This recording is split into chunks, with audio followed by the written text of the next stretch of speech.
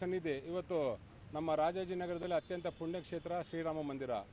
ಈ ಪುಣ್ಯಕ್ಷೇತ್ರದಲ್ಲಿ ಇವತ್ತು ನಾವು ಪೂಜೆ ಮಾಡಲಿಕ್ಕೆ ಕಾರಣ ಏನು ಅಂದರೆ, ಇಡೀ ದೇಶದಲ್ಲೇ ಪ್ರತಿಯೊಬ್ಬ ಕಾರ್ಯಕರ್ತರು ಶ್ರೀರಾಮನ ದೇವಸ್ಥಾನ ನಿರ್ಮಾಣ ಮಾಡಲಿಕ್ಕೆ ಸಹಕಾರಿಯಾಗಿದ್ದರು.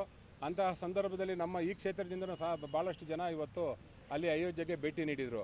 ಭೇಟಿ ನೀಡಿದಂಥ ಸಂದರ್ಭದಲ್ಲಿ ಶ್ರೀರಾಮನನ್ನು ದರ್ಶನ ಪಡೆದು ಅಲ್ಲಿ ಒಂದು ಪುಣ್ಯಕ್ಷೇತ್ರ ನಿರ್ಮಾಣ ಆಗಬೇಕು ಅಂತ ಇತಿಹಾಸದಲ್ಲಿ ಇತ್ತು. ಆ ಹಿನ್ನೆಲೆಯಲ್ಲಿ ಇವತ್ತು ಇಡೀ ದೇಶದ ಎಲ್ಲ ರಾಮ ಭಕ್ತರು ಪೂಜೆ ಮಾಡಿದರು. ಆದರೆ ಅಂಥ ಪವಿತ್ರವಾದಂಥ ಪುಣ್ಯಕ್ಷೇತ್ರದಲ್ಲಿ ಇವತ್ತು ಏನು ಅಲ್ಲಿ ಆಡಳಿತ ನಡೆಸ್ತಾ ಇರ್ತಕ್ಕಂಥ BJP ಇರ್ಬೋದು, ಕೇಂದ್ರದ BJP ಸರ್ಕಾರ ಇರ್ಬೋದು, ಶ್ರೀರಾಮನ ಹೆಸರಿನಲ್ಲಿ ಅಧಿಕಾರಕ್ಕೆ ಬಂದಂಥವರು, ಹಿಂದುತ್ವದ ಹೆಸರಿನಲ್ಲಿ ಅಧಿಕಾರಕ್ಕೆ ಬಂದಂಥವರು, ಕರಸೇವೆ ಮಾಡಿ RSSನವರು, ವಿಶ್ವ ಹಿಂದೂ ಪರಿಷತ್ನವರು, ಎಲ್ಲ ಹಿಂದೂಪರ ಸಂಘಟನೆಗಳು ಇವತ್ತು ದೇವರ ಹೆಸರಿನಲ್ಲಿ ಅಲ್ಲಿ ದೇವಸ್ಥಾನ ನಿರ್ಮಾಣ ಮಾಡ್ತೀವಂತ ಹಣನ ಪಡೆದು ಇವತ್ತು ಆ ಹಣನ ಇವತ್ತು ದುರುಪಯೋಗ ಮಾಡ್ಕೊಂಡಿದ್ದಾರೆ. ಅಲ್ಲಿ ಏನು ಸುಮಾರು ಇವತ್ತು 9 ಜನನ ಇವತ್ತು ಬಂಧಿಸಿದ್ದಾರೆ. ಆ ಬಂಧಿಸಿರೋರೆಲ್ಲ ಇವತ್ತು ಅಲ್ಲಿನ ಅರ್ಚಕರು. ಆ ಅರ್ಚಕರ ವಿರುದ್ಧ ಇವತ್ತು ಅಲ್ಲಿನ BJP ಸರ್ಕಾರ ಯೋಗಿ ಆದಿತ್ಯನಾಥ್ ಯಾಕೆ ಕ್ರಮ ಕೈಗೊಳ್ಳಿಲ್ಲ? ಇವತ್ತೆಲ್ಲ ಕಡೆ ಇವತ್ತು ಸಾಮಾಜಿಕ ಜಾಲತಾಣದಲ್ಲಿ ಒಂದು ಸಂದೇಶ ನಡೀತಾ ಇದೆ. ಬಡವರ ಬಗ್ಗೆ ಅಕ್ರಮವಾಗಿ ಮನೆ ಕಟ್ಟಿರೋರ ಬಗ್ಗೆ ಬುಲ್ಡೇಜರ್ ಬಿಡತಕ್ಕಂಥ ಯೋಗಿ ಆದಿತ್ಯನಾಥ ಇವತ್ತು BJP ಭ್ರಷ್ಟಾಚಾರದಲ್ಲಿ ಭಾಗಿಯಾಗಿದ್ದಾರೆ. ಅಲ್ಲಿ ಅರ್ಚಕರು ಇದಾಗಿದ್ದಾರೆ. ಯಾಕೆ ಇವತ್ತರೆಗೂ ಬುಲ್ಡೇಜರ್ ಹರಿಸ್ತಾ ಇಲ್ಲ ಅಂತ ಪ್ರಶ್ನೆ ಬಂದಿದೆ.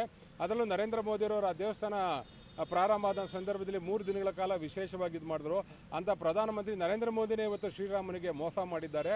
ಆದ್ದರಿಂದ ನಾವಿವತ್ತು ವಿಶೇಷ ಪೂಜೆ ಮಾಡಿ ಶ್ರೀರಾಮ ಯಾರು ಈ ಒಂದು ಭ್ರಷ್ಟಾಚಾರದಲ್ಲಿ ದೇವರ ಹಣವನ್ನು, ಉಂಡಿ ಹಣವನ್ನು, ಚಿನ್ನ ಬೆಳ್ಳಿನ ಕದ್ದಿದ್ದಾರೆ ಅಂಥವ್ರಿಗೆ ಶಿಕ್ಷೆ ಕೊಡಲಿ ಅಂತ ನಾವು ಇವತ್ತು ಕಾಂಗ್ರೆಸ್ ಕಾರ್ಯಕರ್ತರು ವಿಶೇಷವಾಗಿ ಪೂಜೆಯನ್ನು ಸಲ್ಲಿಸಿದ್ದೀವಿ. ಈ ರಾಮ ಮಂದಿರ ಕ್ಷೇತ್ರ ಬಹಳ ಹಳೆಯದಾದ ಬಹಳ ಪವಿತ್ರವಾದ ಒಂದು ಕ್ಷೇತ್ರ. ಈ ಕ್ಷೇತ್ರದಿಂದ, ಅದರಲ್ಲೂ ರಾಜಾಜಿನಗರದಲ್ಲಿರ್ತಕ್ಕಂಥ ಈ ರಾಮ ಮಂದಿರದಿಂದ ಕೂಡ ಸುಮಾರು ಜನ ಕಾರ್ಯಕರ್ತರು ಅಯೋಧ್ಯೆಗೆ ಹೋಗಿ ಅವ್ರ ಕರಸೇವೆಯನ್ನು ಕೂಡ ಅವ್ರು ಮಾಡಿರ್ತಕ್ಕಂಥದ್ದು ನಾವು ನೋಡಿದ್ದೇವೆ. ಮತ್ತು ಜೊತೆಯಲ್ಲಿ ರಾಮನ ಹೆಸರು ಹೇಳ್ಕೊಂಡು ಕೂಡ ಸಾಕಷ್ಟು ಹಣವನ್ನು ಕೂಡ ಕಲೆಕ್ಟ್ ಮಾಡಿ ಮತ್ತು ಮನೆಗೂ ಕೂಡ ರಾಮನ ಹೆಸರು ಹೇಳಿ ಒಂದು ಇಟ್ಟಿಗೆ ದುಡ್ಡು ಕೊಡಿ ಅಂತೇಳಿ ವಸೂಲಿ ಮಾಡಿ ತೊಗೊಂಡೋಗಿ ಕೊಟ್ಟಿದ್ದೀವಿ ಅನ್ನೋದು ಮಾತನ್ನು ಹೇಳ್ತಾಯಿದ್ರು.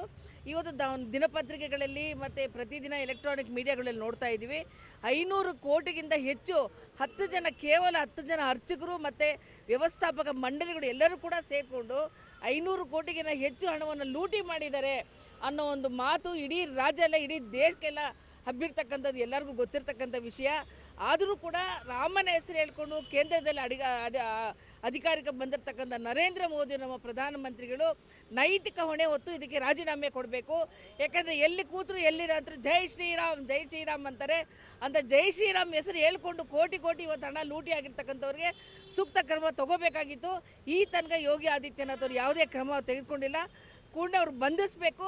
ಮತ್ತು ನೈತಿಕ ಹೊಣೆ ಹೊತ್ತು ಯೋಗಿ ಆದಿತ್ಯನಾಥ್ ಮತ್ತು ಯಾರ ರಾಮನ ಹೆಸರು ಹೇಳ್ಕೊಂಡು ಅಧಿಕಾರಕ್ಕೆ ಬಂದಿದ್ದಾರೆ, ಯೋಗಿ ಆದಿತ್ಯನಾಥ್ ಇರ್ಬೋದು ಮತ್ತು ಇಲ್ಲಿ ಸ್ಥಳೀಯ ನಮ್ಮ ಪ್ರಧಾನಮಂತ್ರಿಗಳಿರ್ಬೋದು, ಇವರೆಲ್ಲರೂ ಕೂಡಲೇ ನೈತಿಕ ಹೊಣೆ ಹೊತ್ತು ರಾಜೀನಾಮೆಯನ್ನು ಕೊಡಬೇಕು ಅಂತೇಳಿ ಈ ಮೂಲಕ ನಾವು ಒತ್ತಾಯ ಮಾಡಿದ್ರು.